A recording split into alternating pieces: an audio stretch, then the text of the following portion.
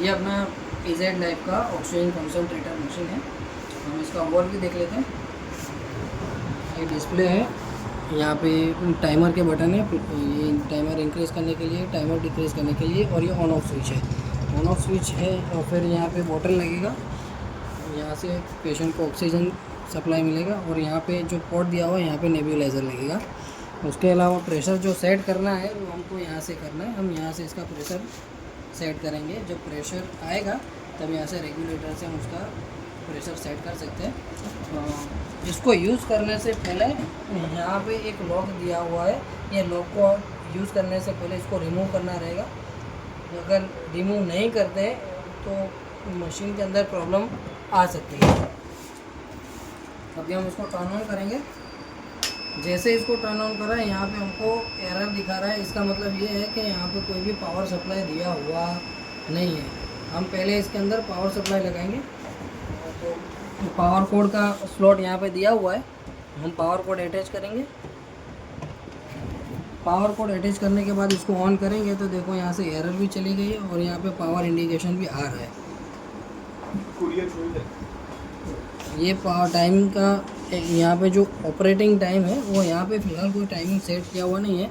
Manual use करने के लिए सीधा ये ऑन ऑफ स्विच है, ऑन ऑफ स्विच से आप मैनुअल यूज़ कर सकते हैं। अगर आपको टाइमर के हिसाब से यूज़ करना है, सपोज़ कि आपको आधा घंटा यूज़ करना है तो आपको यहाँ पे टाइमर सेट करना पड़ेगा 30 मिनट्स का। अब 30 मिनट्स जैसे ही टाइम सेट कराए, टाइम 30 मिनट्स कंप्लीट होगा वो वैसे ही ऑटोमेटिकली टर्न ऑफ हो जाएगा। और यहाँ पे जो दिखा रहा है वो ऑपरेशन प्रेशर है, जो यहाँ पे दिखा रहा है, जो एक्चुअल प्रेशर रहेगा वो यहाँ पे आपको शो करेगा।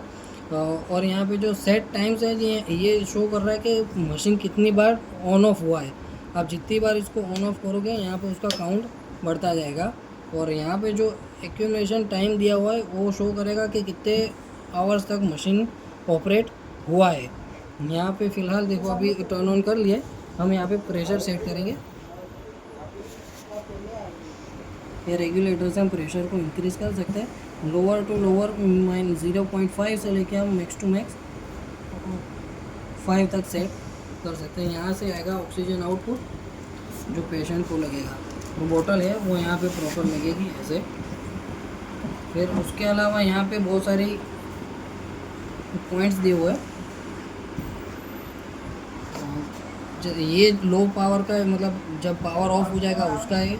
फिर लो प्रेशर के लिए ये इंडिकेशन आएगा, जब प्रेशर बढ़ जाएगा हाई प्रेशर का इंडिकेशन यहाँ आएगा। और अगर ओवर हीट हो जाता है हमारा ऑक्सीजन कंसंट्रेटर तो उसका भी इंडिकेशन यहाँ पे आएगा। उसके अलावा यहाँ पे जो दिए हुए इंडिकेशन है वो ऑक्सीजन की प्योरिटी के लिए, अगर ऑक्सीजन प्योरिटी में अगर कोई प्रॉब्लम आता है तो उसकी इंडिकेशन आपको यहाँ आएगी। तो आपको ये सब चीज़ें का ध्यान रखना है। अगर सपोज़ यहाँ पे कोई एरर आती है तो आपको कंपनी का तुरंत कांटेक्ट करना रहेगा। और आप यहाँ से इसको टर्न ऑफ भी कर सकते हैं, और जब भी यूज़ करना है आप इसको ऐसे use turn on turn off के लिए यूज़ कर सकते हैं।